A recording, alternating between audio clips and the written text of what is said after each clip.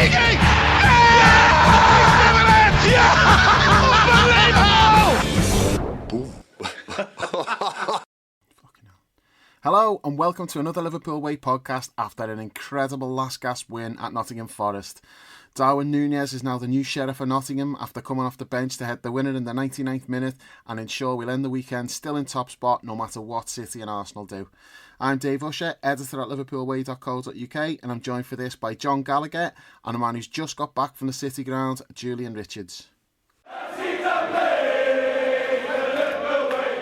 Okay, Jules, start with you. You were there.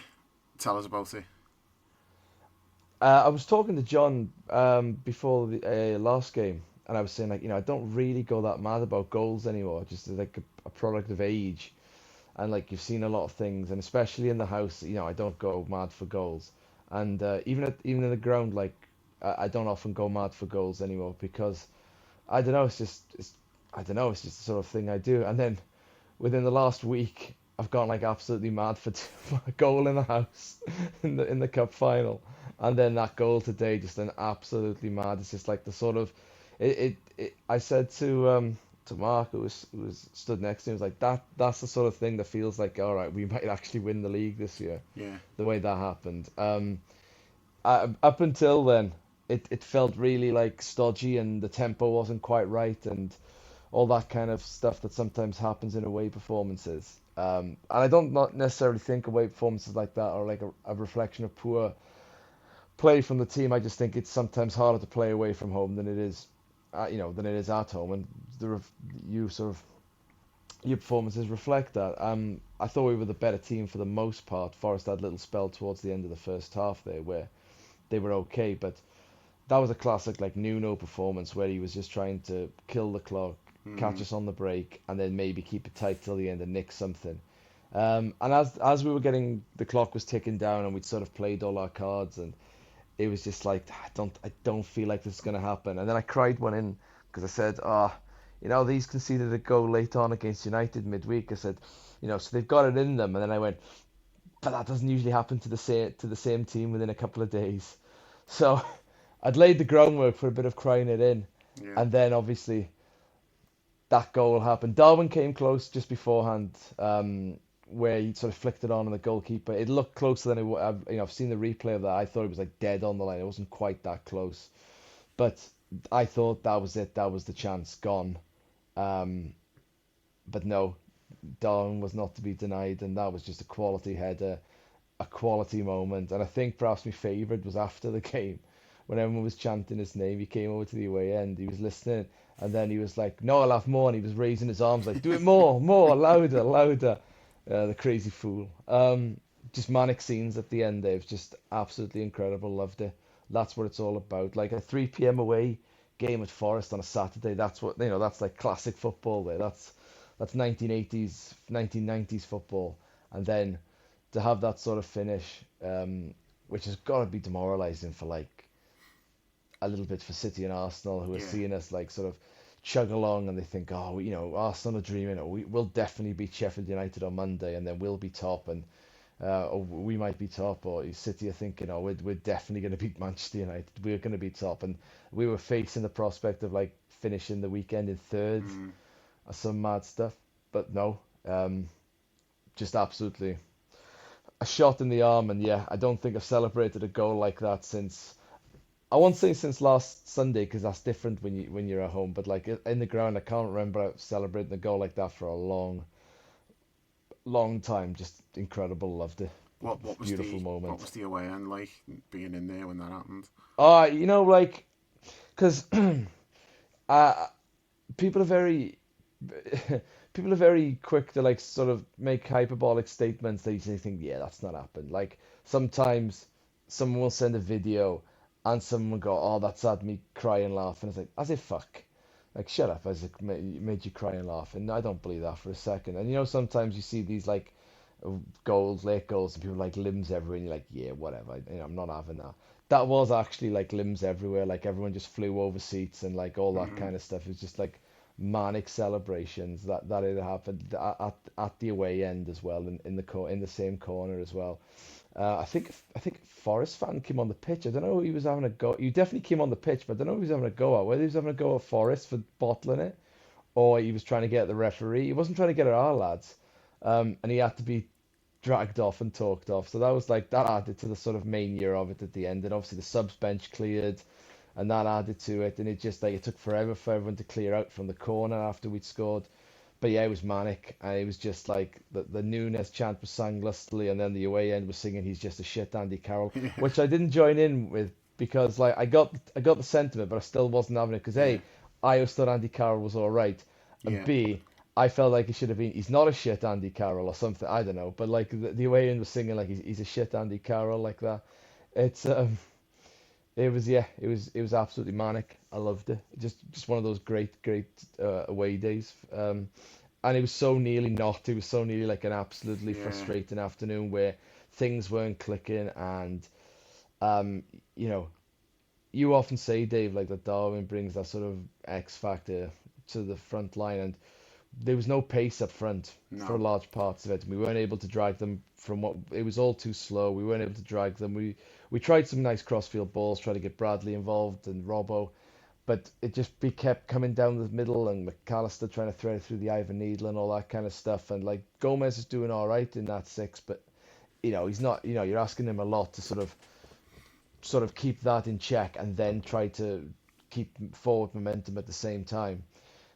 And you just needed Nunez on. You needed the pace. You needed yeah, that rapid speedster up front. And to be honest, he got a little bit. He had a little bit of moments, but we were still trying to play it through the eye of a needle too many times. It was, and I suppose the best thing I can say is there was no panic. Like there was no. I think Elliot had one shot, but it was clear he should not be having the shot because there were too many bodies in front of him. on his right But for the foot as most well. Yeah, Yeah, yeah. But for the most part, I don't think the players did panic. Like I was panicked. mm, I was like properly started like to panic, but the players never seemed to do so. They kept trying to play it, just trying to work the angles, and they got better at working the wider angles as the game went on. Simicast coming on, um, again he got wide as much as he could. McAllister moving forward into the eight. Um, you can see like I was just all too congested in the middle, but you could see like there were a couple of clever little balls that were on. It was just like there's not enough room. You just need like a half a yard here or there, or maybe like a sort of a someone like that to sort of drag it out wide, just create a little bit more space. But under the circumstances, yeah, that's gone from stodge to like the finest meal you can possibly have. Drinking lots of internet and Forest fans tears, tremendous. yeah. John, are you thinking Villa away in the title season? Is that the moment? Yeah, it's a bit later in the season, but the same context, isn't it? It's like it's like a gut punch, isn't it, Mm, to Arsenal City there. It's like we had drop points. We're the first one to blink. Even though I know City drop points a couple of weeks ago against Chelsea, but um, it was one of those games you're like, you can never write us off scoring late on because how many times has that happened this season? I think we've got like we're way in front of anyone else in yeah, terms of miles ahead. last minute goals, like miles ahead of anyone. So even though it looked like we wouldn't score, you're just thinking back of your mind something could happen just because we believe that it could. It's just what we've been brought up with under Klopp over recent years. So yeah, I watched the game on my own. It was like, as Julian said, we had that conversation a few weeks back about celebrating goals, and I shrieked like, it's like I think the cat jumped anyway. Let's just say and shot out of the living room. But yeah, it was just a fantastic moment, even though I was on my own to celebrate it, and the best I could do was scream in our WhatsApp chat, "Fucking get in" or something like that, whatever it Mm, was. Yeah, so in the context of the season, I'm hopeful that that could be a pivotal moment. Still a lot of football to be played, but you've got to feel good about things. We were a minute away from feeling quite bad about things, but in the blink of an eye, we not even a feel minute, City, like seconds. I yeah, mean, if that ball goes seconds, over yeah. Darwin's head and it goes out for a goal kick, Mm, that's it. The whistle's going. that's it. It was one of them as the game went on. I think Brownie touched on it in the WhatsApp chat about. he thinks the game will be won off the bench, and he's absolutely right. Darwin Fucking coming no on. shit, Sherlock. Fucking big Yeah. brain brownie there. Big Ben. Of Yeah, I course it was mean, going to be one off the bench. We had Nunez on the bench. yeah, I mean, he's banging form at the moment, isn't he? He's playing with confidence, and that's what the second fantastic header in a number of weeks he scored. Was the one against Burnley was phenomenal header as well. And that was a really good header today. But as Julian said, we kept working space and working angles. The subs were absolutely, the right ones to make. Thought Cody stayed on a bit longer than what I'd have kept him on for, but Yeah. all's well that ends well, and it's like, bring it on. What a run into the season we're gonna have. Yeah, I thought, like, when it went into extra time, I thought we'd get a winner in extra time. I actually said to Chris, because Chris had said something about, like, this has been bad and that, and I was like, yeah, absolute shit, but I still think we'll nick it. But I've got to be honest, when it got to about, like, 97, at that point, I'm like, no, we're not nicking it at all. So that was, like, such a bonus for it to end the way it did. Bit of controversy, I suppose, in some ways. Like, I understand why Forest are pissed off about it, but they are conveniently overlooking that the same thing happened in the first half, where a player went down with a head injury. Referee has to stop the game. That they're told that they've got to do it, so there's no point crying about Tierney stopping the game, which, they were accusing Forest fans were accusing Konate of faking a head injury. If you actually see the incident, he gets whacked on the head. Just because Konate is like a tough lad who just gets up doesn't mean he didn't take a big bang on the head. So there's nothing untoward going on there. Forest, they had so many head injuries today. It was like an NFL season out there, like a full season. The amount of people were going down with head injuries. And it's like the loophole, isn't it? Like the game has to be stopped because it's a head injury, and like, again, players will take advantage of any loophole, any rule that they can to cheat. And I'm sure a few of them may have been head injuries, but for the most part today, again, it felt like Forest were gaming the system a little bit. I don't know. There was two buttons in at the time for time wasting. Yeah. Well, that's another thing. It's a separate issue, but that's why we played over the 8 minutes. It was because of their time wasting. It's a minimum of 8 minutes. Yeah. Like, I've seen Forest fans on Twitter crying it in about the time added on, but it's a minimum of 8 minutes, isn't it? So they had two players booked for time wasting in stoppage time, so of course it's going to get added on. Yeah, and it's going to get added on, absolutely. Let's not forget that they had two corners after the 90 minutes, and not once did they rush to take them. One they took short. They weren't exactly, even when they had a chance to possibly... Gibbs-White got booked because he took too long taking the corner. You've got the chance to try and win the game there, and you're, sling up in, put something into the mixer, all that kind of good stuff. Instead, you're like, nah, do you know what? You have time waste. We just try and play out the clock. So it was classic Nuno. We've seen it all before with Wolves. Yeah. So it's nothing new, and again, you can try and play that way, but you have to just be prepared that there might be a nasty sting in the tail. Yeah. It's a bit of a strange, like, if that's what the rule is, which I've done a little bit of reading up after the game, and from what I can gather, there was a slight difference between their one and our one. So in the first half, Harvey has a shot, and it hits their player on the head. He goes down. Yeah. We had the ball. Referee stops the game and gives the ball back to Forest. Now, apparently, the ball was in the penalty area. So if it's in their penalty area, it's not like a drop ball contested with two teams and you're not expected to give them it back. It just goes to the defensive team, apparently, if the ball's still in the area. That's what I've read. So I'm assuming that was the case. The second one, which was their one, the ball wasn't in the penalty area. It comes out wide to Hudson-Odoi. But I'm not sure. I'd need to watch it back. But I think Tierney blows the whistle before Hudson-Odoi touches the ball. But if the player's down in the penalty area, is it not the same principle? I don't think so, no. I think it depends on where the ball then goes. Because they're in possession. So, I mean, what should happen, really, is you have to stop the game. That's the rule. Competitive drop ball. Well, it depends. If their player's got the ball with nobody around him, the right thing to do was an uncontested drop ball in that position so their players got the ball. So you basically carry on where it was. That would be the right thing to do.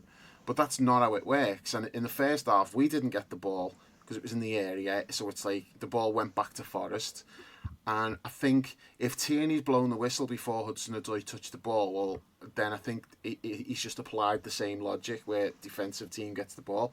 Now, until today, I had no idea that was the case. I thought you just give the ball back to whichever team had it. And I'm sure the Forest fans in the stadium, that's what they thought. So when they see that happening, if they've not really noticed that it had happened in the first half, then they're going to be fucking fuming about it. So I do understand. Oh, no, they knew it happened in the first half. Not all of them did. You know, there'll be people watching that who've not really noticed, and then they've seen that, and they've gone, hang on a minute, we're on the attack, why have we not got the ball? I understand why they'd be pissed off. Now, if they go home and they see that, you know, almost identical things happened in the first half, and the referee's giving it that way, I'd like to think most of them will be like, you know what, okay, so it's a shit rule. I don't know if he's even applied the rule correctly, but he did it exactly the same for both teams.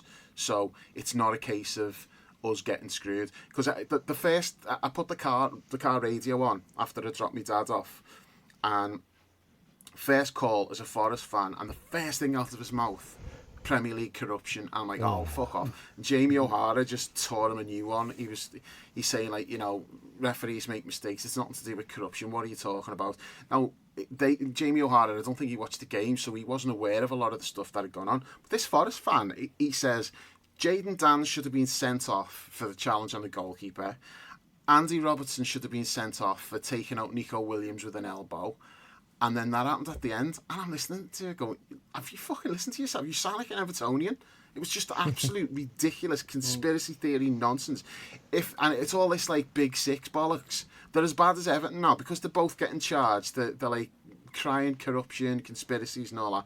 If there was a conspiracy for us to win that game, all they would have had to do was just get VAR to check every single fucking corner that we had, and you can pick out somebody getting dragged to the floor by the shirt, and you could have just give a penalty for any of them. If that was what it was about, protecting the Big Six and punishing Forest because they're cheats and all of that nonsense, they could have just given us probably half a dozen penalties in that game if they wanted to, because every set piece somebody was getting dragged to the floor. It was ridiculous, but they never give anything for that. Like, so, you know, I wasn't expecting to get any of them decisions because you just don't get decisions for that.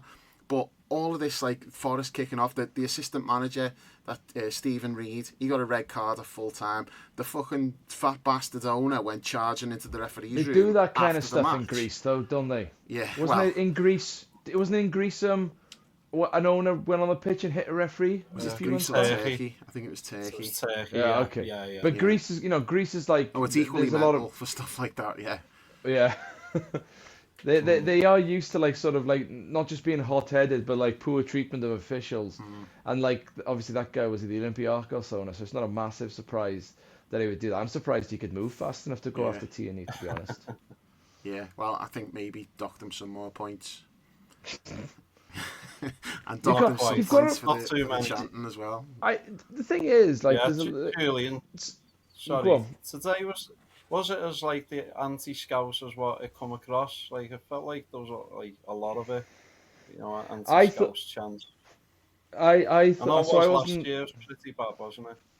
Yeah, it was last year. I didn't think the ground was that loud this year compared to last year, and I thought like, oh, it's maybe because I'm like a bit further into our fans, so like you don't, you know, like when you're right in the middle, same as like if you're in the Kop, you don't, especially now with the acoustics of Anfield, now the new stanza, you don't quite hear the away fans. So I thought it was maybe that, but like when something happened and the roar went up, you're like, oh no, that's what their fans sound like. So I didn't. There was definitely I definitely didn't hear any tragedy chanting, so that didn't happen for me. They've made a big thing of that though. Like there's a group of Forest fans. They had to come to Anfield with a flag and an apology last year. Yeah, because that group of Forest fans are trying to eradicate all of that shit, and they're really vocal, like in their local press and stuff, and they've done a really good job with that. To me, today it's some act of, okay, well, we can't sing that anymore, but we're just going to go full belt on all the other stuff. Because it's 2 minutes into the game, and they were singing "Sign On" and that. And so I didn't hear it that early into the game, to be honest with you. I did hear it later on, and like you're going home to a shithole and stuff like that. Now, like the thing is, you've got to be. I think you've got to be careful how you address those things, because if you're not, you're just going to be exactly like them, going like, you're calling this our place a shit. Well, let me tell you about your place. Well, exactly. Then you're exactly doing Yeah. the same thing. So you're not a win. The sign on stuff, right? I get that it's like, oh, it's because, you'll never walk alone. It's a play on that kind of thing, but it's like, it's like a stereotype because of like a shit 80s sitcom and a good piece of 80s drama. Like the TV has massively influenced like everyone's view of Liverpool. Like 40 years later, it's incredible. But like, we are influenced by regional stereotypes that are no longer relevant. That's just how it is. So I find it completely asinine that people do it. I really do. I think it's absolutely dumb, and it's like, you're not looking. First of all, it makes you sound like a massive Tory. Now, if you are a massive Tory and singing it, then fair enough, you're doing exactly what it says on the tin. But it makes you sound like a massive Tory. It makes you sound like you've got no compassion. There are other things you can be singing about.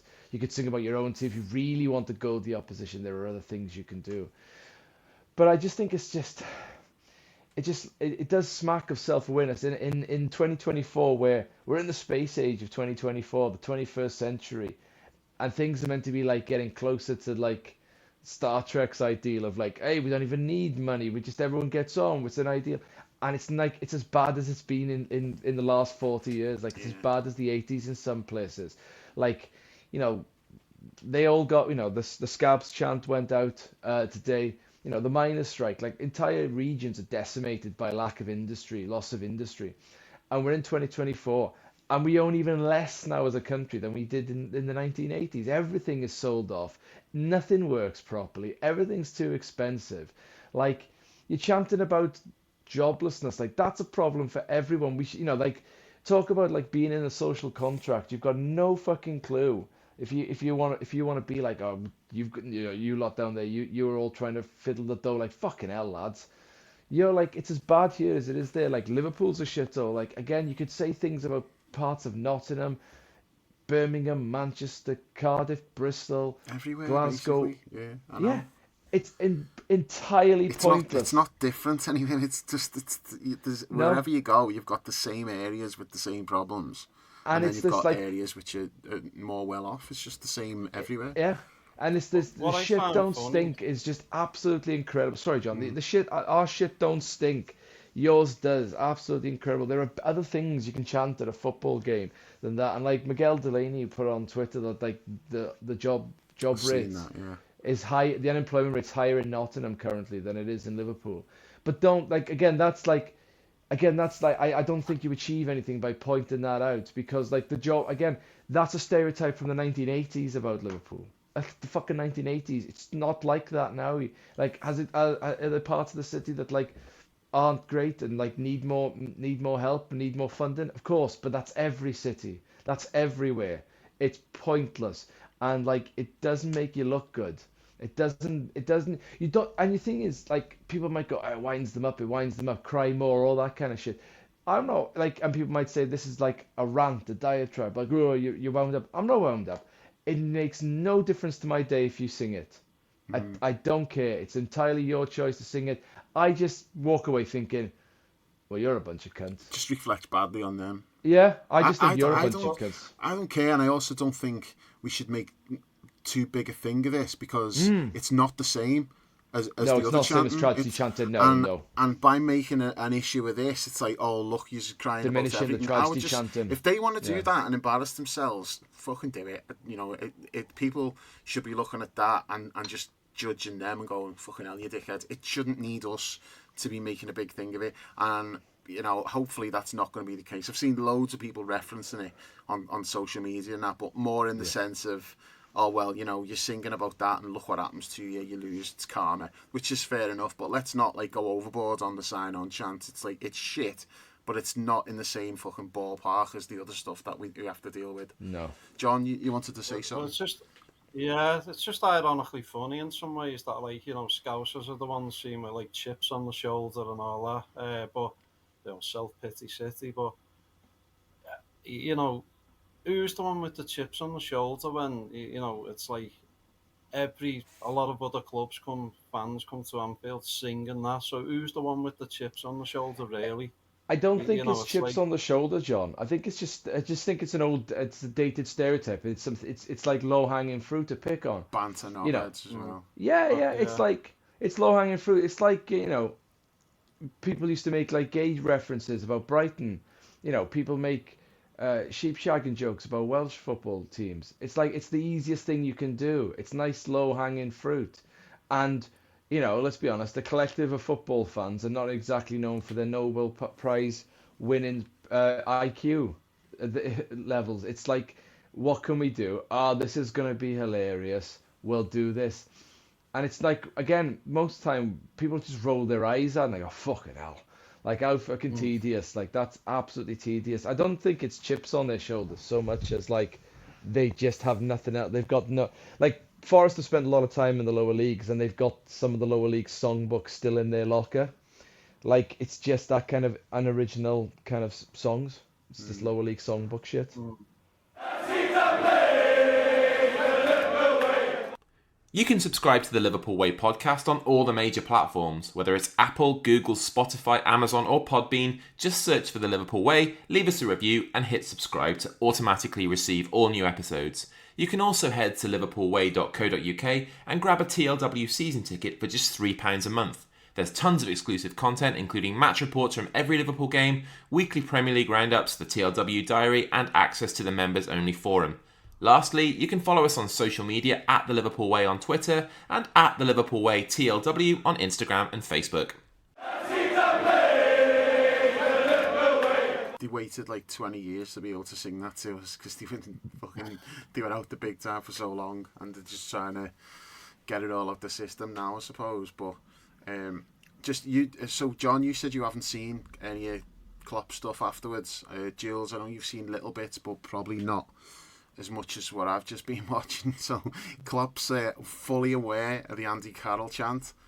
I saw that. It's like he's just become aware of it because it's never been an issue before. But he was like mentioning it in every single post-match interview he done today. He was giving it the beans about like he said in one of them he said something like, "So yeah, and then we get a goal by our player who happens to look like another former Liverpool striker, just like being dead sarky." And then he was like saying in his press conference about, it's not really a good idea to be singing that to him because look what's happened. But then they said to him, is Darwin aware of it? And at first he went, I don't know. And then he was like, yeah, I think he is. And I'm like, he definitely is. If you're saying you think he is, Darwin is definitely aware of that chant now. Because we've mentioned it loads of times, haven't we? Oh, he doesn't even know who Andy Carroll is. He doesn't know that.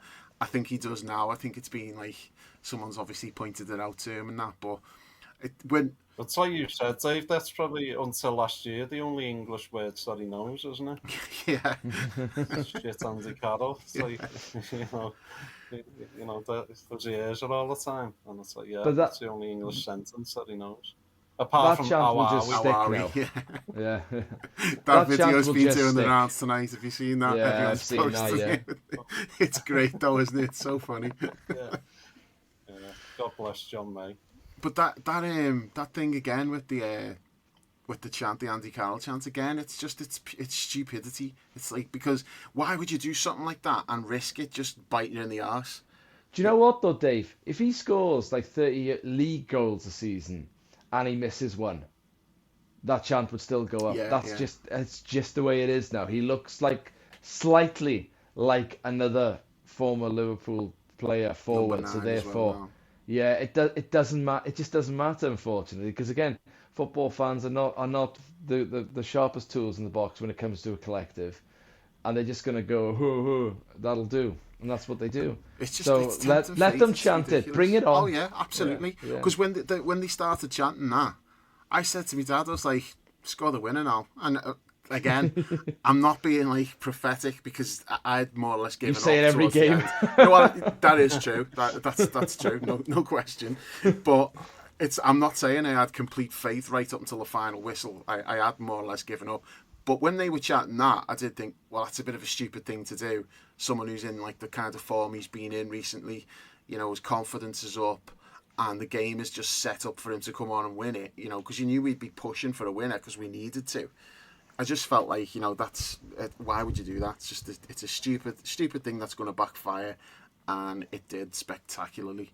I want to talk about the celebrations though, because I'm worried he might be injured after that, because did you see how hard he fucking booted that advertisement board? Yeah. It was a flat out, like, hard as he could, kicked it, and the board didn't move. It was one of those electronic boards. It wasn't like a little flimsy board. Yeah. I know, but when Ketspyre's doing it, it was a flimsy board, wasn't it, when he's doing it, and he kept booting it's a full big LED thing with metal around it. This is a fucking electronic one, and he's booted it as hard as he could. I was like, but I think he's only done that because he wanted to jump in the crowd, but he knew he'd get a yellow card. He's a booking away from a suspension, I think, and if he dives into the crowd, it's an automatic booking, isn't it? So we stopped short of doing that, just about, but. The celebrations were just mental, but it went on for ages. I'm thinking, Paul Tierney's going to book him here. He's going to book him because it's even when everyone else had left, Darwin went back for a bit more, didn't he? He did. Yeah, I love it though. Just an iconic moment, but it just reminds me of like Villa away. Well, the bench cleared as well, didn't it? Yeah. There's a video of like Klopp was quite calm. Klopp didn't go nuts, and Klopp just turned. I think Adrian was there, and he just turned to Adrian, and in the background, one by one, you just see every single sub just like charging past. But did they run on the pitch, or did they just run down the touchline, or what? I've not really seen that. I've no idea because I was too busy giving it the beans, so I don't remember what was happening. Look out for that match of the day then. Yeah. I just saw the videos of them going wild on the bench clearing, which again, because it was going on for so long, and you knew once the game restarted, there'd be no time left because we were already over the time, and the time was added on because Forest were time wasting. And once again, so obviously, Dave, you're gonna love the stat that Darwin scored more match winning goals this season than any other player. Is that true? I seen that stat and I thought that can't be true. Do you know what though? I can't tell you. Hey, I was saying there was a foul, right, where I think it was Gomez went to clear the ball and a player ran across him, so he caught the player and the play went over as a free kick, and I was like, I fucking hate those things. It's like that happened the other day, this season, and I was asked when. I'm like, I can't remember, but I know it's happened because I know I've had the discussion about it. So there's no point in asking me with my poor memory, but you think of the top here, you think of the Newcastle game immediately. There's one. Burnley, there's two. Today. See, we can't, let's not do it now because we haven't got the memory. Maybe John has. Maybe John can get in on that. I have a short-term memory. Is hopeless. John, if this was in the 80s or 90s, John would reel it off. No problem. But John's as bad as us when it comes to this season. But it's another late winner for us as well. The amount of late winners is just absolutely fucking incredible. And do you know what? Props to McAllister for the ball in. Oh, it's a great ball. Because that little bit that's the ingenuity you need in that situation. Because again, he was all a bit stodgy sometimes. He was better when he was in the 8. And again, as I said at the start, you could see they were he had the mind of I could slip this in, but there was no runner. Things weren't set up right. Because they were ushering us all into midfield a little bit, into the middle a bit more. But that ball in that situation to play that in, it's just breathtaking bit of skill. Just absolutely loved that. Brownie's prediction finally paying off. He's going on all season. Can't wait to see McAllister playing Darwin in. He did early in the season for one at Anfield. Was that against Forest? No, it was West Ham. Darwin did score against Forest, but it was West Ham, when he chipped it and he volleyed it. At the Kop end, wasn't it? Yeah. Yeah, but Mac has been playing deeper, so it's not. I'm not gonna throw shade at Brownie for that. Second half, though, he played further forward. Yeah, he did. Second half. Yeah, but most of the season he'd obviously been deeper. Recently, the emergence of Endo has allowed him, and injuries to everyone else has allowed Maka to play further forward, and he's starting to find his feet there now, I think. But that was just such quality a graceful footballer, isn't he? He's such a lovely footballer to watch. Just that bit of class and composure. Yeah, he's never flustered. What a sign he's been. 35 million. It's absolute steal when you look at it now. Yeah. Considering it's Premier League to Premier League transfer. Clause in his contract, though, wasn't it? We exploited that. Yeah, of course, yeah. But you exploited it, yeah. Fantastic signing.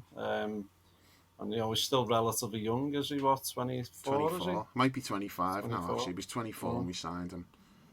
Yeah. Tough paper round, like, but yeah. He definitely got better as the game wore on. He started coming into his own. Picking the ball up in good positions, and obviously it paid off at the end, thankfully. Yeah. Overall performance, that, as you called it, stodgy, Jules. First half especially wasn't. We didn't really look too threatening. We had a few moments, but no, it was never really fluid at all, was it? I didn't think they looked particularly dangerous either. It just Apart from wasn't that, really. that one-on-one they had. I think that was offside, though. It was offside. It would have been offside, though. Yeah. The flag never went up, though. The flag didn't go up, but it was offside when they showed the replay. It was pretty. Because usually the tight, linesman would flag, wouldn't he? Just like put the flag up to acknowledge it, but it never went up once. No, but you'll see it on Match of the Day. Yeah, no, it's fine. It looks like he's just off, but obviously Kelleher doesn't know that, and it's a brilliant hell of a save again. Yeah. Again. From the Allison school as well, like staying up rather than going down too early. Yeah. When that happened, my dad he went, I'm saying nothing. I don't need to say anything. But then he did say something, because he was like, sometimes you see these saves and you wonder, would Alisson have saved that?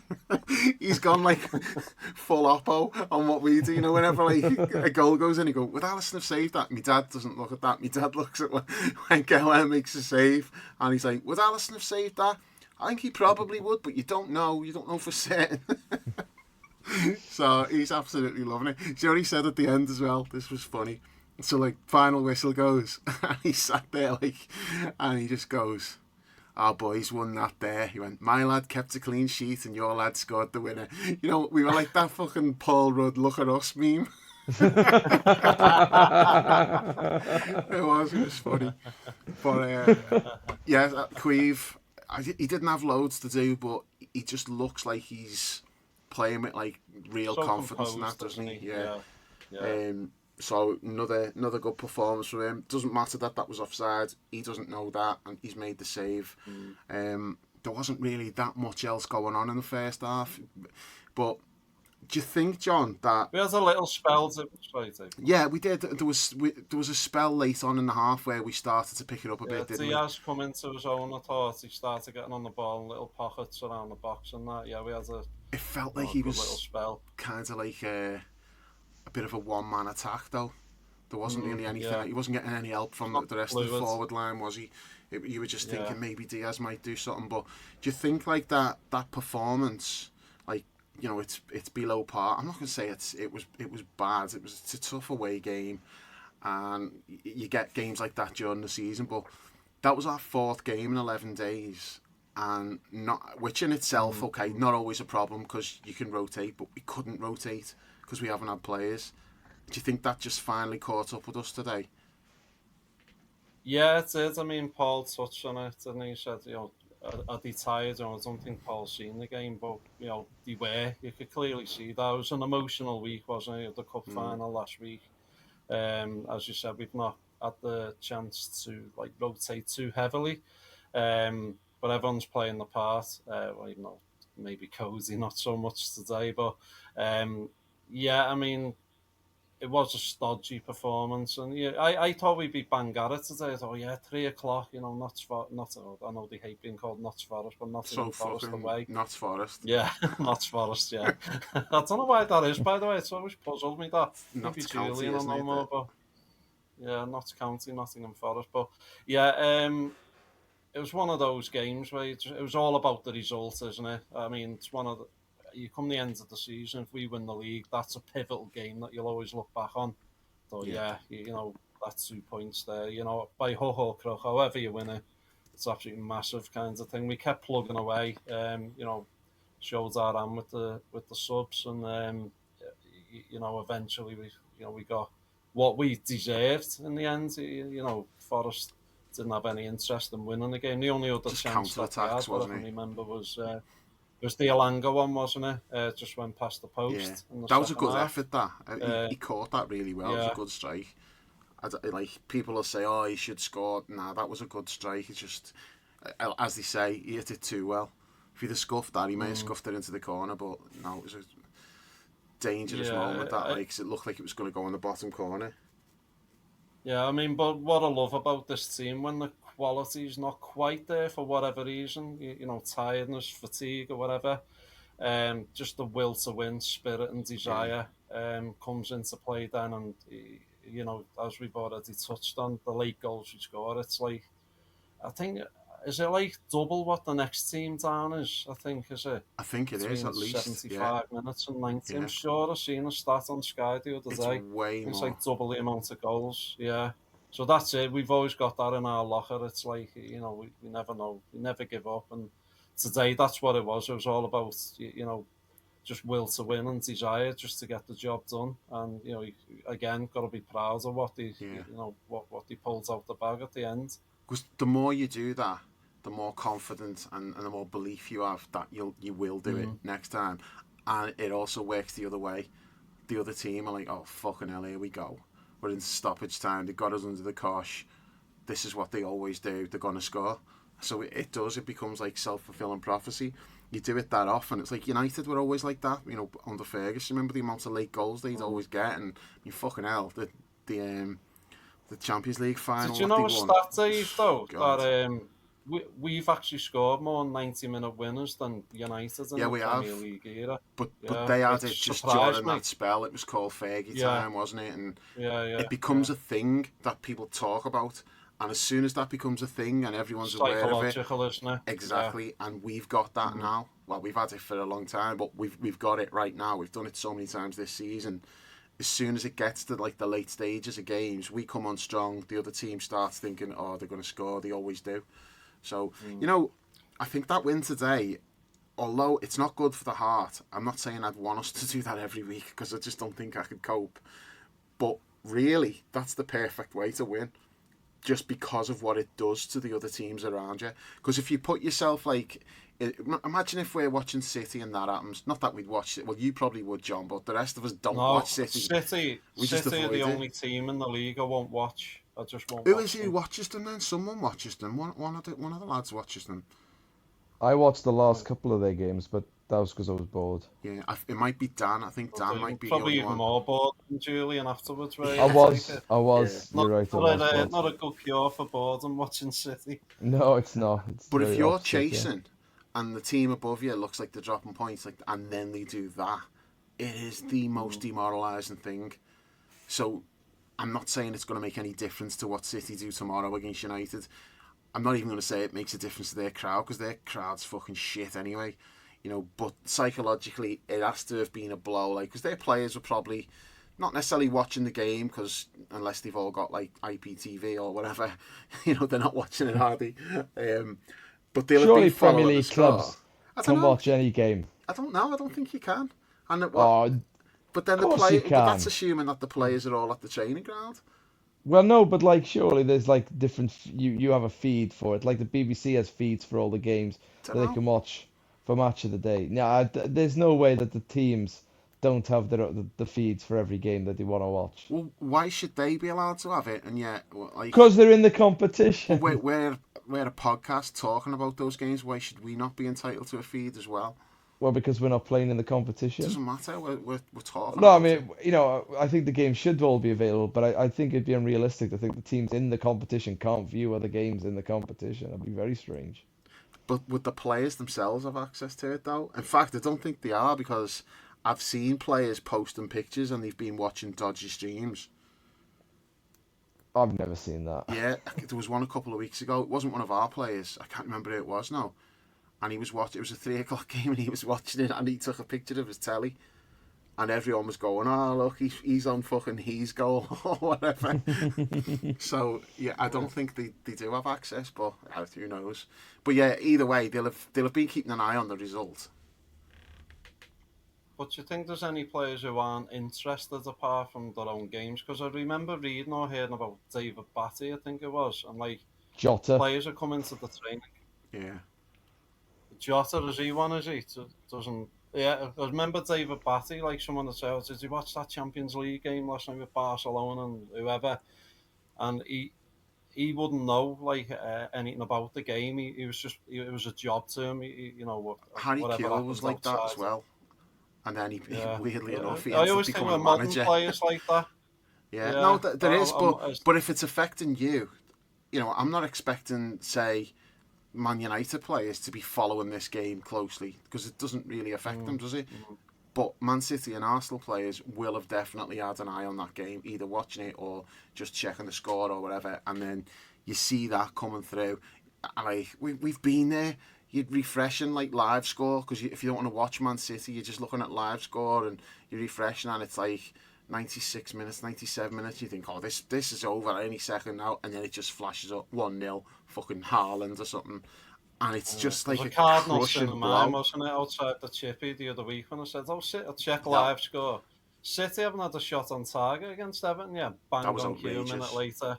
Yeah, it was scandalous behaviour. That really I was. wholeheartedly apologise for that. It was, unforgivable, really. But it's like it's just a knife through the heart when they win it so late like that. So us doing that, because a lot of us, we're looking at it and thinking, oh, we'd like to win the title, but City are probably going to reel off a load of wins, and none of us are like shouting from the rooftops, we're going to win it. But when something like that happens, I guarantee there'll be City and Arsenal fans who are going, oh, their fucking names on this. You just imagine this, like their shoulders, like Yeah. like they're upright and then they just slump in one movement, can't you? That's how I can picture it in my head. It's a horrible feeling. We know how that feels. Yeah, so yeah. inflicting it on them is it's great. Like, but So Arsenal had that spell earlier in the season, didn't he? When they scored like a few late winners in the last minute, like was it like 3 or they 4 had one matches, at Luton, didn't they? Yeah, there was a few games like where we were matching them for late goals. I remember in like October or something like that.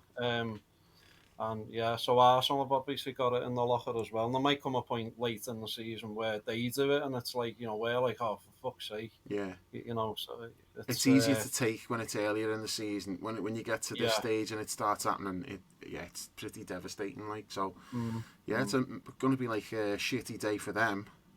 And also for the Blues, let's not forget them. It's funny because like we're watching the game today. Like me and my dad went our Al was in his mate's house, and his mates are Blue, and his mate had gone to Goodison. So Al said like, "We'll come down and watch it." Like he's got like the box set up and that, so we can watch it on the big TV. So I said to my dad, "We'll go and watch it. Like go and watch it at Pages because it's a change of scenery and that." So we went down, watched the match there. And then like the text messages, Al's checking live score. So we're 0-0. We're in stoppage time, and Al goes like, not that it's any consolation, but Everton have just conceded the 2-1 down now. And then like he's like, oh, it's 3-1 now, and then we scored, and I'm like, oh my god, imagine like the Blues coming out of Goodison after they've just conceded 2 goals to Moyes to lose at home, and they're thinking like that we've dropped points of Forest, so they're like, okay, at least they haven't won. And then it's like 99th minute, Nunez got it. It's like there's just no joy in being an Everton fan. It's the most miserable, depressing existence. Where are they getting any joy from? It's just a constant like one kick in the balls after another, and like that today, like as great as it is for us, spare a thought for how shit that must have been for them today. Moyes doing a number on them at Goodison, and then we get that. Because the thing is, that result's actually good for Everton because Forest got no points, but that's not how they'll have seen it. This made me laugh, yeah, right there.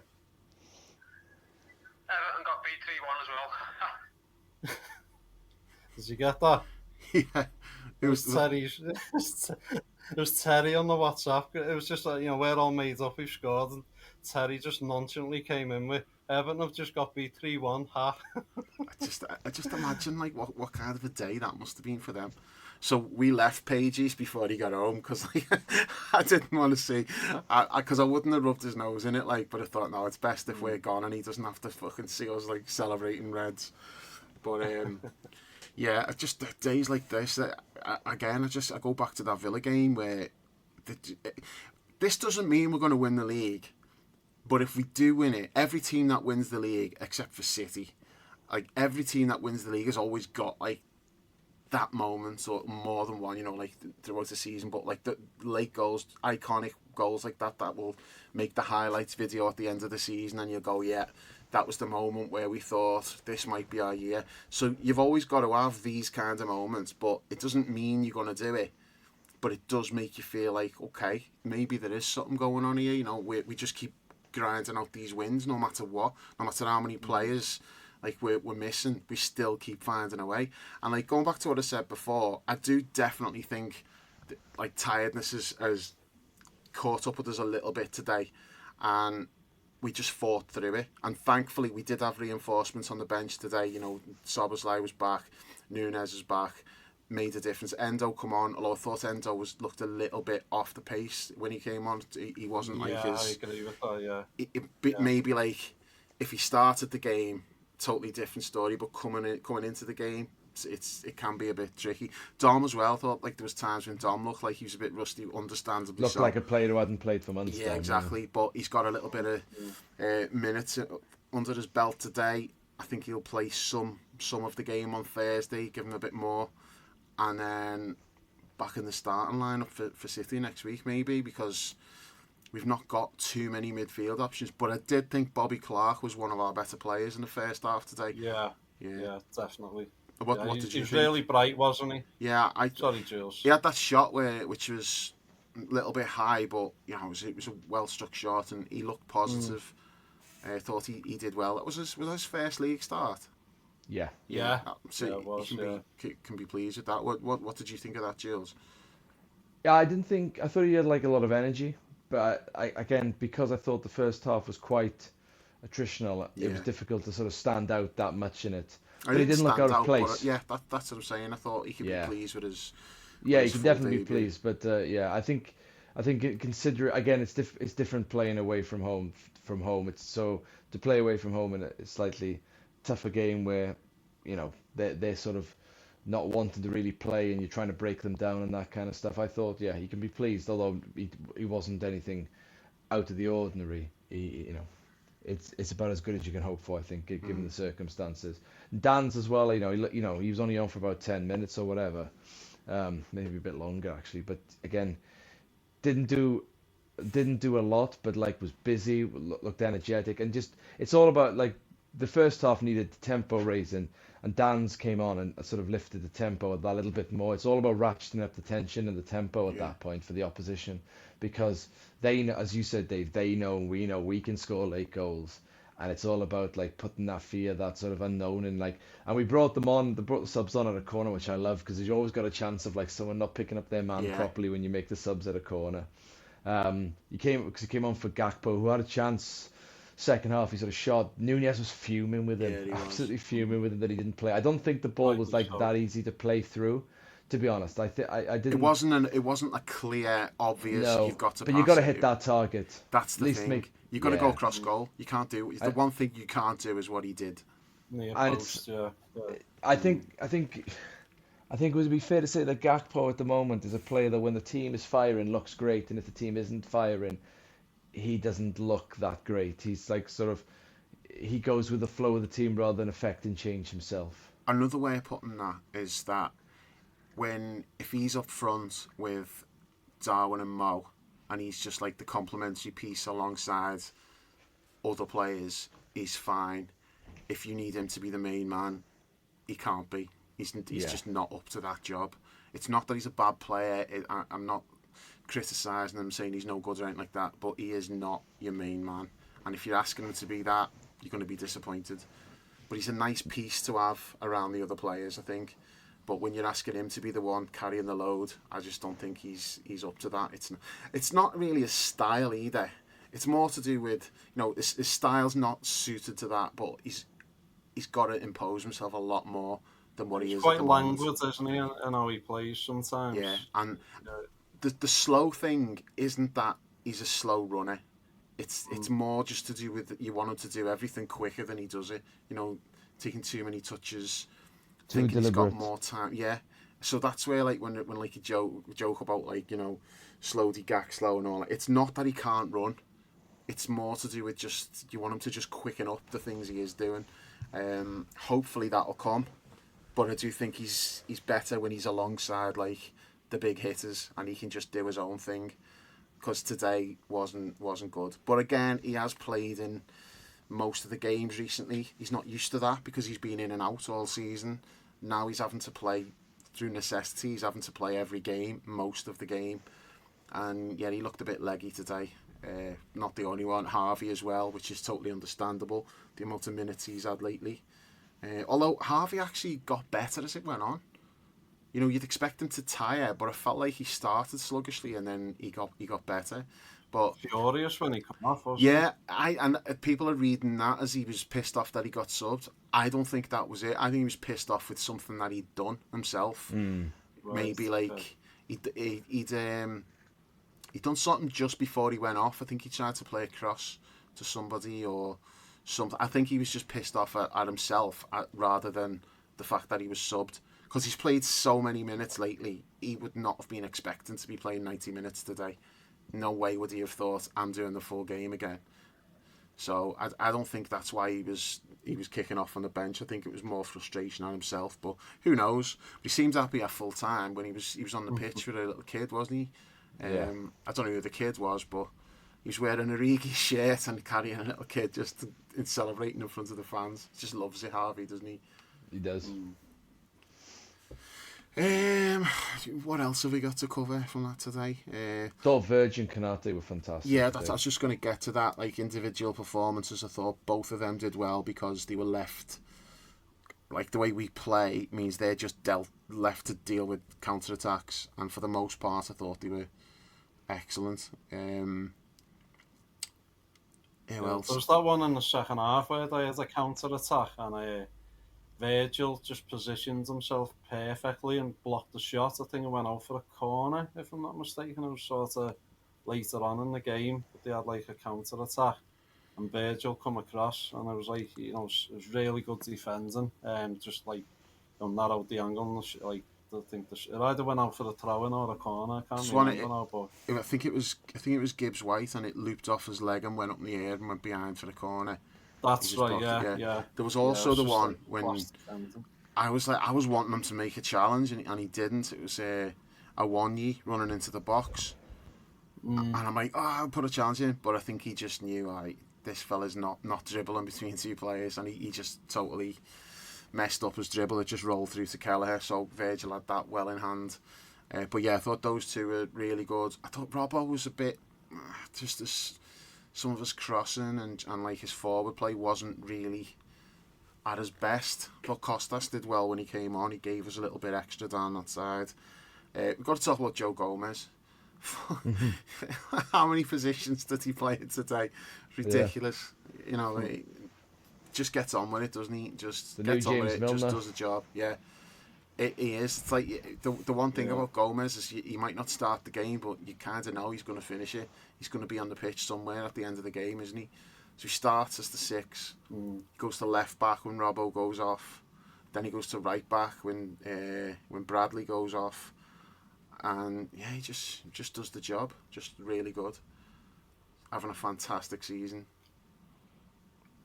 He had a good season in the last league winning season, didn't he? Like for that bit of symmetry. He was settled at centre back that year, though, wasn't he? Played alongside Verge for but he was in the team and he was playing well. Like yes, he's not playing he's playing multiple positions, but that's actually a better evolution for him, right? That he's now, you know, playing the 6 in midfield. Like who would have thought it? Yeah, and he's doing fine. Considering like the lack of experience in that role, he's doing fine. Okay, there's times when it doesn't look great, but I don't necessarily think that's down to him. I think, you know, unsettled midfield, there are going to be gaps appearing sometimes. You know, overall, I think he's done fine there, and I've got no qualms if he needs to play there in more games moving forward. Probably won't because Endo's back now, but just can't speak highly enough of what he's done for us this season, and just the unfussy way that he does it. Just gets on with his job.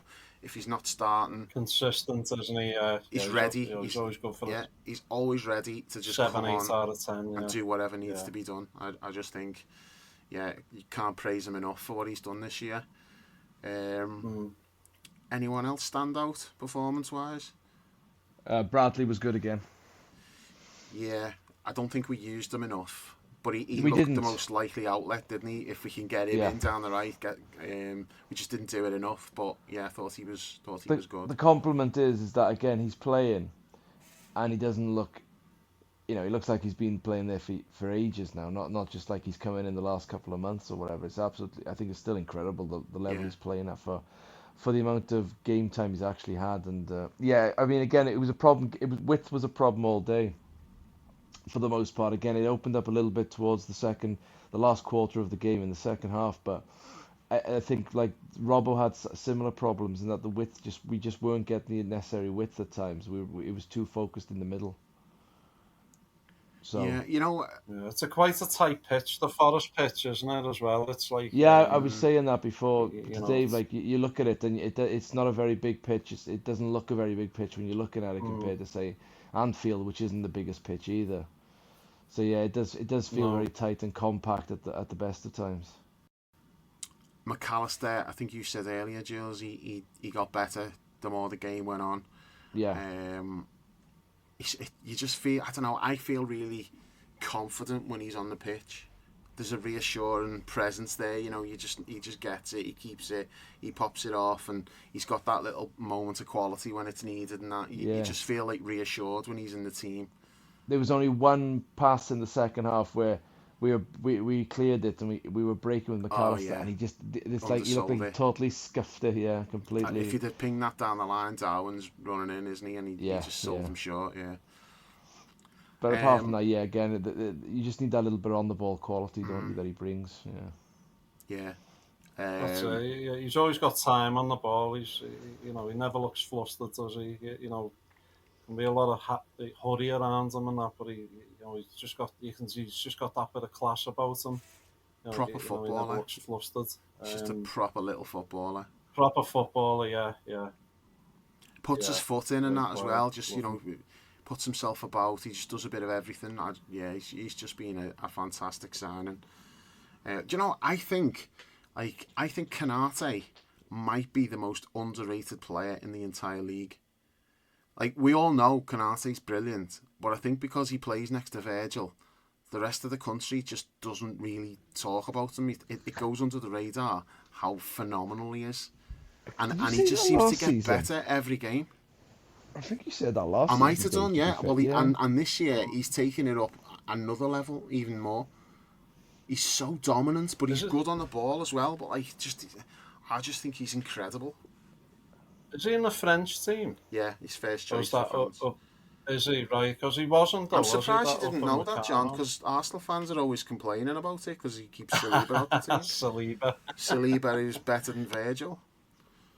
Oh, yeah, right. But no, Konate's but I know first that choice, Upamecano was, is that how you pronounce his name? Upamecano, I think it is. But he was ahead of him, wasn't he? I think. But every time I've seen him, he's always like got a rick in him. Mistake in him, he has, Mistaking him all the time. But Konate, I'm sure there is one at some point, but I can't remember a direct mistake from him, like leading to a goal. Not this season. Us conceding a goal. Yeah, he's just like, everything in his locker is perfect. Like, I hope we haven't jinxed him. Fucking next week. You've done it again, John. We've got City next, and you're talking like that. God, I might need to just edit that out. You'll be fine. We can't have that like being made public. Oh God! And then my boy, great header, just like brilliant header. Well, he had that chance just before, didn't he? That was also a great header, a great it hit flick the defender, didn't it? And then it bounced. He Right, flicked it on and it hit Yeah. the defender he was running in, and it went straight to the keeper. I don't know where that flick was going. I think it might have been going wide. I don't know. But it was a great leap to get on the end of it. Well, it was that header the other week, wasn't it, at Anfield, where like the neck muscles were at it as well. Same again. Yeah. But it's a great leap. Like, Nico Williams is tight to him. I don't think he's done anything wrong. Like, he just can't win it. Like, Darwin just jumped too high and just got up above him and directs it. Like, and he was off celebrating before it even hit the net because he knew it was in. Because, like, where the keeper was positioned and he's headed it towards the corner, it's like he knew that was in. Like, he's already celebrating. I went mad celebrating, but then I just had this like, oh shit, what if VAR gets involved now? Can I just say, I had no qualms. I wasn't thinking about him being offside. I was just thinking there'll be something. They'll look for something. No, I had no qualms. I don't know why, but I had this like preternatural sense that like there's no check coming here. That's goal. We've won. The end. I think you Like, have to just take your chance and just go mad anyway in that situation because you'd regret but it otherwise, wouldn't you? but like watching it in action, how the game had gone, I couldn't sense that there'd be anything that would be pulled on that. It was just like I obviously once it all settled down after about a minute, you do like have a look and go, "Where's the referee?" And the referee's like walking back to the centre circle, waiting for us to come back. And I'm thinking, "Yeah, there's fuck all here." I knew So he that. wasn't talking to anyone No, in his like headset. there was a penalty shout or something in the second half, and the ball went out for a throw, and immediately he stopped and went, "I'm listening to his conversation a second. Don't do anything." And you think, it's like I don't want a penalty to be honest with you. I can't be doing with it. I think that was when Dan's got wrestled to the floor from the corner, wasn't he? I think it was No, that one. Szoboszlai had a shot. Well, yeah, it was for Dan's, but I thought it was initially for handball because Szoboszlai was claiming handball off his It shot. was never handball in a million years. No. But there you could see you could like immediately see the referee go, "Stop, I'm listening." And like, I didn't think T&E was that bad. Like, to be honest with you, like there was a bit. Klopp and Linders went absolutely mad, and he had to go over and have a word with them. That was a dive, that. Oh, it was, yeah, It wasn't. was It wasn't so much that it was a dive, right? It was the style of the dive, right? It was like a dog jumping over like a thing at Crufts. You know what I Yeah. mean? When it's running the course, it was just like so exaggerated. Like Yeah. whatever that is, you should just ignore it because he's clearly added too much mustard on the top. So you should just leave it alone. So I do get it. I thought he was okay though, T&E. You know, in the pantheon of screw jobs from referees, he wasn't really in there at all. It's just it was a standard refereeing performance. It was, He's not yeah, got like- everything right, but there was nothing to Forest be. fans are fuming about him for a change, so it's not us who are fuming about Yeah, him. like the thing is, I get like you're right about the sorry, John. You're right about the standard refereeing performances, Dave, because like players like back up and holding, so a player's got the ball and they'll see an opposition player coming, so then it'll sort of stand their ground, waiting for the player to come and sort of jockey them, and they go, "Oh, I'm falling over," and they go, "That's a free kick immediately." That sort of shit's standard, unfortunately, and everyone gets het up about it, but it's just like that's how it's done these days. You can't really get away from And you it. kind of have to give it. Did you see that one late on? And Awonyi went down under the tiniest little. I think it was Soboslai was chasing after him, and he just put like a hand on his arm as they were running, and he went down, and Yeah. he got the free kick, and I was like, oh my god, like big fucking powerful man like that, and he's gone down from nothing. But Tierney gave the free kick, but I reckon every single referee in the country Yeah, would have given it's that just free the kick. nature of the refereeing Yeah, rule book these days, unfortunately. So I thought he was okay. yeah, I agree. That's two and I- games I- in a row now, by the way, where he's not fucked us over. Well, he knows Klopp's leaving, so maybe he's just taking it easy. He didn't book him either. Like he went No, over and no. told him off, but he didn't get his cards out this time. Well, they had a quick chat, and then it was like, yeah, move on. But like to go back to the goal, no, I like you could just sense like, no, there's nothing being ruled out yet.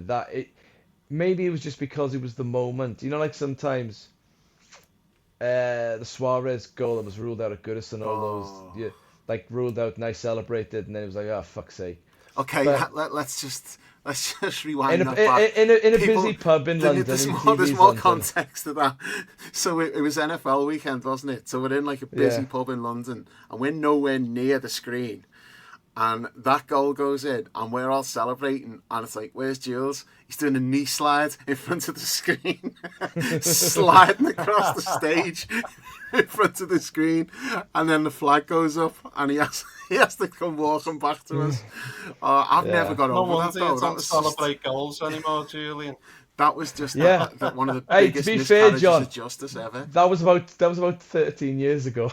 It's not like it was recent memory. But yeah, that just felt like the moment that was the goal. It's if like I'm watching it now because it's on Sky, the replay of it, like the game's just coming to the end of it now, and it just felt like not that like cometh the hour, cometh the man nonsense, but like no, that's how this game has gone, and Forest have done it to themselves, and they can blame whoever they want, but if you stopped wasting time and just played, maybe you'd have, EU days wins and all that. If you'd have had a go, and maybe from one of them corners, maybe you'd have scored and you'd have been winning, but no, you shit it out, and then this happened, yeah. So it's what happens. Or worst case But it's- scenario, he who dares draws. Yeah. But it's like the Newcastle game at Anfield last season, isn't it? In a way, it's like, you know, Newcastle's was right from the first minute rather than stoppage time. But you know, Carvalho scored after time added on, didn't he? Same thing. I Yeah. think it was like a minute or two over, and it's like, you know, as you say, you know, bit them in the arse because of their own like time wasting throughout. So yeah, no sympathy at all. If they're doing that in a home game, After that goal went in, let's not forget Darwin screaming "fuck you" whooping from the bench at that dickhead assistant manager who'd thrown a water bottle at our bench just before that.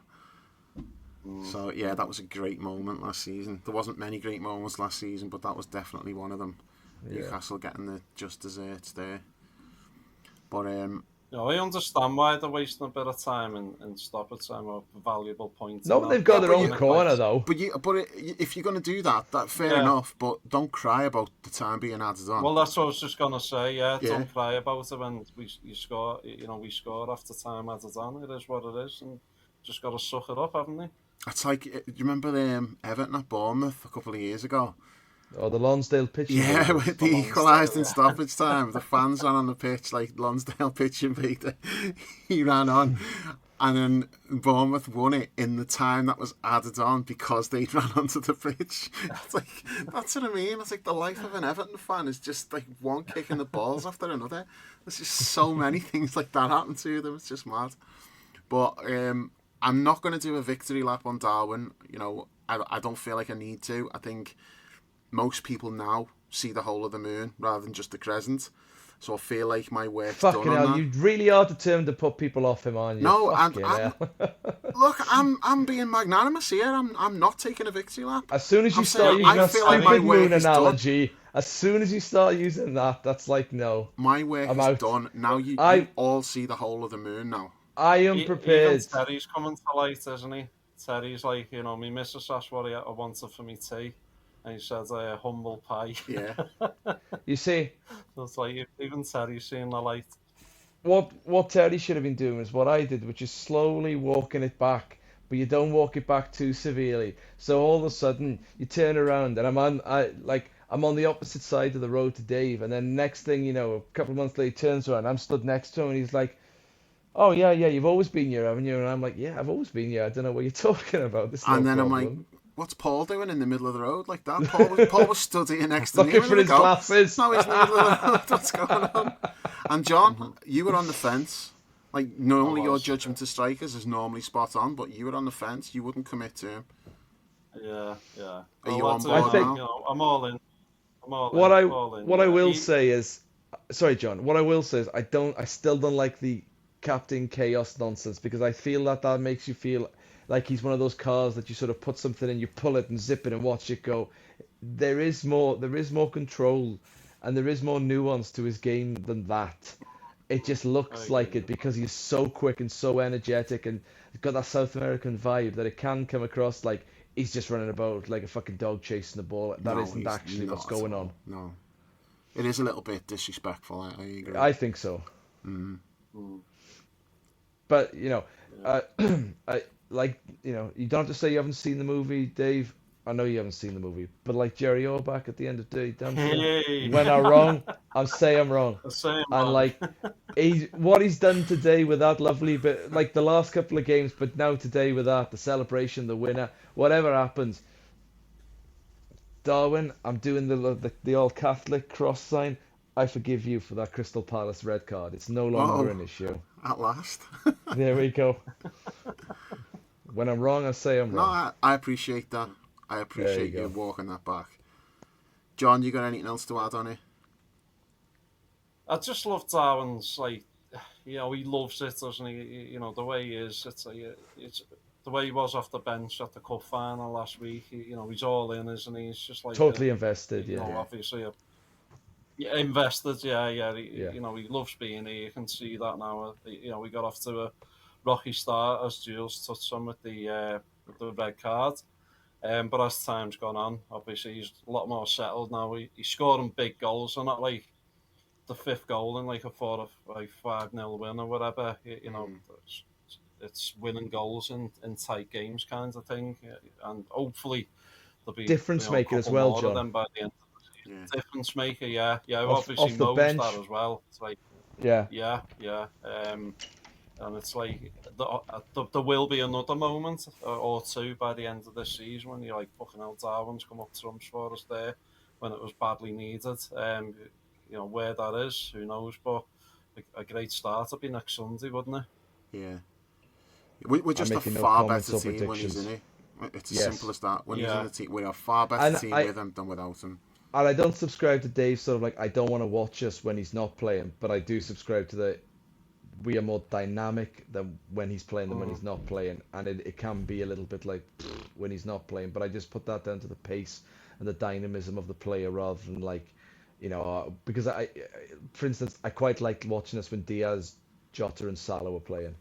Also, I was going to say, if you've got Jota and Salah in there, that kind of compensates for some of the things you're missing.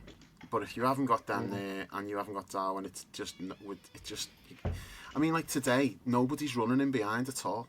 It's all everyone's coming to feet. Harvey, Gakpo, Diaz was like not even on the left wing. Diaz was just coming everywhere to pick the ball up deep and try to get us turned and do stuff, which is all well and good. I'm not criticising him for that. But when you've got nobody making runs ahead of him, then it just all gets bogged down. Like the very first thing Darwin did when he came on was he ran in behind. Yeah, on the left hand side. Yeah, and he got down. He tried to put a cross in. The defender blocked it, and then the first reaction is like, finally. Yeah, because straight away it's got them turned. They're running back towards their own goal, and we hadn't had that at all. And like that was within seconds of coming on, and that's not because he's incredible and he's the only player who can do that. He's just the only player we've got of that style. So he's the only player who can do that. Well, yeah, but not. What I'm saying is like he's not unique in that we couldn't get another player to do those things. Running in behind. We could, but the makeup of our other forwards is not really that. Especially Gakpo, who wants to come the other way. He's coming to get it into feet rather than turning and running in behind. So when he's not there, we miss that because there's if Jota's playing, Jota will do it. Mo does it, albeit he's doing it from the right-hand side rather than through the middle. But yeah, it just makes a massive difference when you've got somebody who can just get the opposition turned and running back towards their own goal because they don't want to be doing that. They're more than happy to be following Gakpo into midfield as he turns and pops it off or turns and loses it or whatever. But when you've got someone running in behind, it changes the game completely. It wasn't that dissimilar game to last season, really. No, we lost there last season, 1-0, wasn't it? But it was all set pieces last year, though. It was set pieces, though. Like, we didn't really create that much in open play. But I remember, I think Mo played last season, but he was in that. It was that part of the season when he was like, where it was like he was playing deeper and wider than what you'd expect him to be. Sort of midway. It was like October time last season. And I think Elliott was playing in the front three as well. There was no one getting in behind then, and Forest were pretty comfortable. Most of our chances were from corners. I think Virgil should have had a hat-trick alone, I remember. In the first half. In the first half, yeah. And today it wasn't too dissimilar, or as you say, until Darwin. Except we were shit from set pieces today.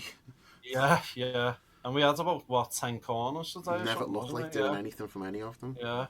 That's right, yeah. So in that context, it was pretty similar, but when Darwin come on, it just gives you that sort of, something different, doesn't it? Which you've touched on, getting in behind, running behind. X Factor, yeah. So and he was the match winner again. A goal and an assist every 87 minutes or something. Now I think it was. I just read before.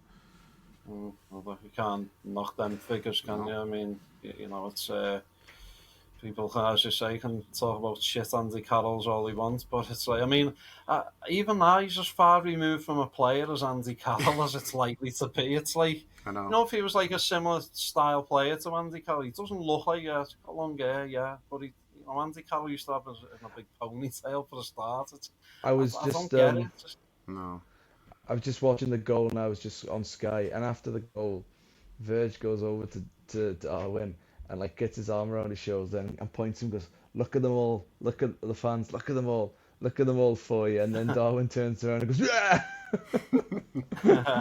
Lovely little bit of, again, great captaincy from the big man there. I read something on Twitter before. I didn't get onto it at the time, so I need to look for it.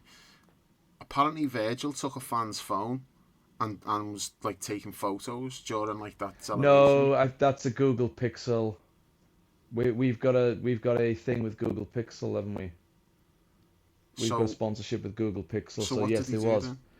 But it is a phone, but I'm not sure if it was like a club representative or whatever in the away end.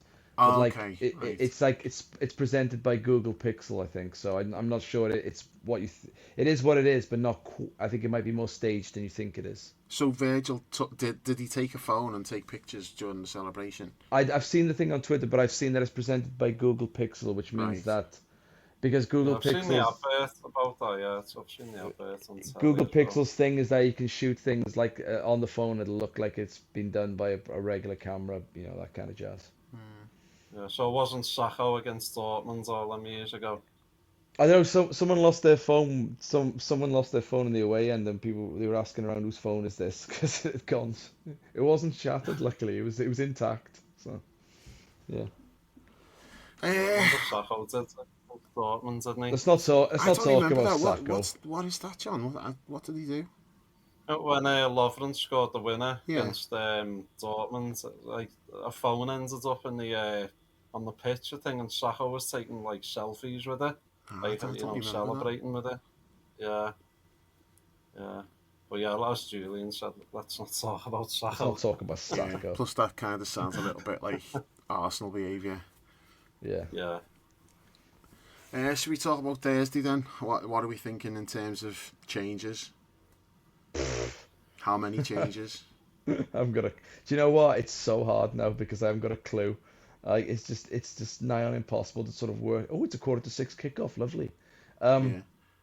Kwanzaa will come in probably, won't he? Yeah. Okay, let's put it another way. How many players do you think will start on Thursday who are likely to start against City? And how many should start? Gallagher will start, won't he? Bradley.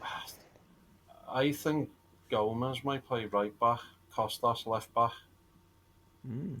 Because neither are starting against City. Can Dan's play? Has he been named in the Europa League squad? He's a youth player, so you can play. That you don't have to name them. Adrian's been named in the squad now.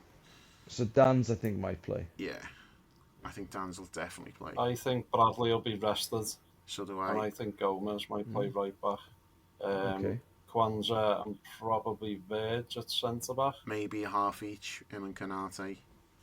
Yeah, what was the game? It was the cup game, wasn't it? We yeah. did that, didn't we? I think we'll do that again. Yeah, that's a good shout, actually, yeah. Midfield. Gomez could play. McConnell. Clark. Harvey. I think someone. I was saying someone. Can't keep playing Harvey. There, but Harvey's 20. Plus Harvey might be needed in the front three. I mean, here's the thing, right? We can talk all we want about that game, but it's not that important because you've got the home gate leg. That game's just go there and just. We're not going to go and keep it tight, but that game's not that important because we've still got the home leg to come later. That City game is more important. That's why I wouldn't play any of the starters other than Gallagher. I think you just go. You play the team. You rest all the starters. You play where you can, and there's no shame in whatever happens on that game. You just want a result that you can take back to Anfield where you think, we can turn this around. If it's a 2-0 defeat, I'd be confident of turning it around at Anfield. That City game's far too important. So I'm not even that interested in it because the City game's just so important. It's so, and the thing is, we might beat them, and it might be that Arsenal are then the problem, and so. But then Arsenal got to play City. They have, but you've only beat what's in front of you, and City, you beat them at Anfield with the team that we're patching together. That might be what pushes us over the edge. Tom will probably get minutes, won't he? Yeah. As Dave touched on earlier, he'll probably get. Because he'll need them if he's going to start against City. Yeah, this is it. Yeah. Do you think Mo will come back in against City or just throw him back in? I think if Mo starts training early in the week, I think Mo will play maybe a half or half an hour against Prague, and then I think he'll be on the bench against City. Think he'll be on the bench against City? I don't think you could put him in from the start. He had a setback when he got back into the team. He only played 45 minutes. He had a setback that's kept him out for a few weeks, so he's not really trained. So even if he comes back into training this week, I just don't think you could start him in that game. And what an option to have off the bench. Yeah, so I think the midfield, I think someone seen or relatively senior will play, which I'm thinking will be Zoboslai. And then maybe as a half, and then someone else comes on, like maybe Enzo plays a half, or But the kids are going to. The kids should be playing in that game, and whatever happens, happens. Send the kids over there. They'll probably come away with like a 3-0 win or something. That's what they've been doing. Fucking train only starting and that. I don't know if they're any good or not. I can imagine them being a big physical team though for some reason. That's just got in my head. They'll be quite physical. Is that just because West Ham have got like a load of big physical, I think that's Czech what bastards? It is. Yeah. You're just assuming that's what all Czech players are like now. Yeah, that's it. You know, there's no Paddy Burgers, with a bit of flair now, is there? It's like those days are gone. Big hard men kind of thing, yeah. So I can imagine them being it's going to be a good atmosphere there, isn't it? So it'll be an experience for them, like, different type of atmosphere, and going to be quite hostile, I could imagine. So, I'd say something for them to look forward to. Yeah, and the main thing for us isn't the result, because we've got a second crack at it. The main thing is don't lose any more players. Yeah. And if we can, because we're not really going to have anybody coming back other than Mo. None of the other injured players are likely to be back. I think they've all been ruled out, haven't they? Trent, Curtis, Jota, Alisson. I don't think none of them are coming back for the City game. So we sort of know what the squad's going to be unless we lose somebody else. So fingers crossed we can get through that game without losing any more players. And then, that City game must win. Not going to preview that now because we've no idea who's even going to be available for it. But I think we're all assuming that they'll beat United comfortably.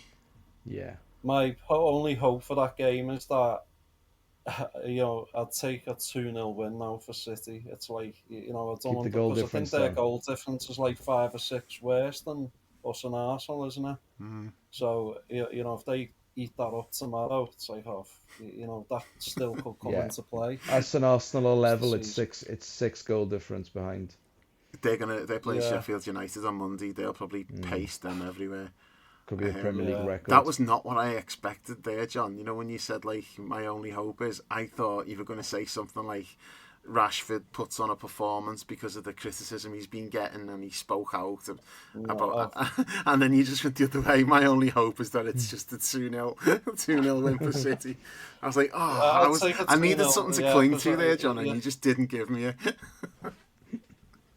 I just wanted the straw to clutch, but no, you just left me drowning. Okay. It's like United are like, they can't, under Solskjaer, they had like a style where they, was effective against City. Like they go there, play deep, playing a counter attack, and they won a couple of games at City. But I just don't think this United team's got any kind of style or substance to it where they could, come up with some kind of plan to do anything. I think City will win like relatively comfortable, but I just hope it's not like one where it eats into the slight advantage that, as I say, we've got in a goal difference overall. Yeah, Carragher describing United style as like a high press with a low block was just fucking amazing. Yeah.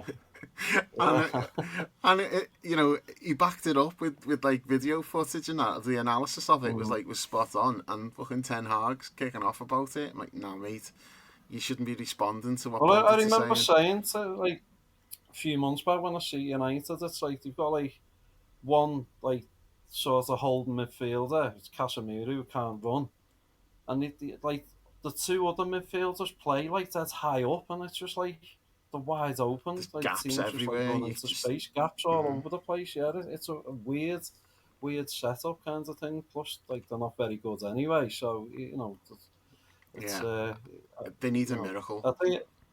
I think I'll watch it until City score. I think, and then I'm just So going about to turn 5 it off. minutes. Yeah. Yeah, well, yeah. Well, I was being generous on the WhatsApp. I said 7th minute probably, but yeah, City always seem to score early against United. They've had some drubbings there, haven't they, in recent years? So I think last year they got beat 6-3 or something there. So yeah, it's I'll watch it till City scored. I'm just not interested then. I give United zero chance of getting anything there. They need a miracle. The only chance they've got is if like City got a red card and they Even ride the then, luck, and still not. I know that's what I'm saying, but they'd Yeah. still have to ride the luck because City would still have loads of chances. You'd need one of those games where it just doesn't go in, and then like they just get like United get a sucker punch, counter attack, or a set piece, because basically they need a miracle. I don't see any way, and that's not like because I'm thinking City are like amazing, because I don't think City are playing anywhere near the level that you'd expect them to. And I always give teams a puncher's chance. Like I didn't think it was a foregone conclusion that they'd beat Brentford, and Brentford gave it a good 1-0, go. wasn't it? It's Yeah. only 1-0, yeah. Bournemouth as well. I thought Bournemouth had a shot at it, and Bournemouth gave them a good game and just narrowly lost 1-0. I just don't see United doing anything. I just think they're too shit. I don't think they've got a hope. So that's why today is like massive, because I think you said right at the start, Jules, we were looking at like potentially after Monday night we'd have been third, which would have been just a real body blow going into the City game next week. But instead, we're going to be above City going into that game now, no matter what. So that's like important, puts pressure on them. They've got to come to Anfield and try to beat us.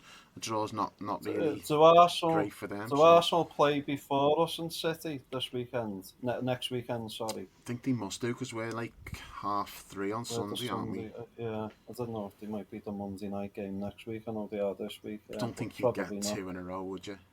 Palace did, didn't he? Arsenal are Palace had, playing Brentford at did they? home on the Saturday at Oh. 5:30. So. So Don't know much out there. Yeah, There's Palace no had hope 2 there. Monday night games recently. Against Chelsea, and then the week after against Everton. So a bit random, but yeah. So Arsenal will probably be top. Anything else is a bonus if we're still top by the time we play City on the Sunday listen, night. if Arsenal somehow manage to conspire to drop points in that Brentford game, and we go into that game on Sunday with Arsenal having dropped points, then I think that's like that'll charge us up even more. To be honest with you. I thought you were going to say that's like the title decider. No, like, because there's it's still only ages March. to go. Yeah, no, it's only March. There's still 2 ways, but it would just be such a boost. Yeah, I don't see it. I think Arsenal they'll definitely beat Sheffield United, probably beat Brentford. I do think Arsenal have got one of those games in them now where they'll shit the bed. But it probably won't be one we think is going to happen, right? No, it'll probably be an unexpected one, Yeah. But yeah, the main thing is we found a way to get the win today. Unbelievable, like late drama, like we've been doing all the time. But yeah, psychologically, the damage that does to our rivals is massive. So great day for us. Roll on next week now. Yeah. So yeah, we'll be back after that one next week. Well, we'll be back after the Prague game. Me, Chris, and John B will be doing that one, I think, and then yeah, we'll be on Sunday night after the City game. So until then, thanks for listening, and we'll catch you soon.